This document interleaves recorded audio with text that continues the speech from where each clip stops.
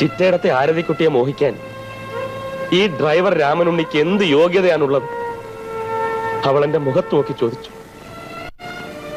അവള് പറഞ്ഞത് ശരിയല്ലേ ചേച്ചി? ഞാൻ ആരാ? വെറും ഇസ്പേഡ് 7-ാം കൂലി. അവളന്ന് പറഞ്ഞില്ലേ അവളുടെ ഭാവി വരനാണ്, സിറ്റി കമ്മീഷണറാണെന്നൊക്കെ. അവള് പറഞ്ഞത് സത്യമാണ്. അവളുടെ ഭാവി വരൻ സിറ്റി കമ്മീഷണറാ. അതൊരിക്കലും ഞാനാവില്ലല്ലോ. ഞാനാര്? ഡെവിൾ, വെറും ഡെവിൾ.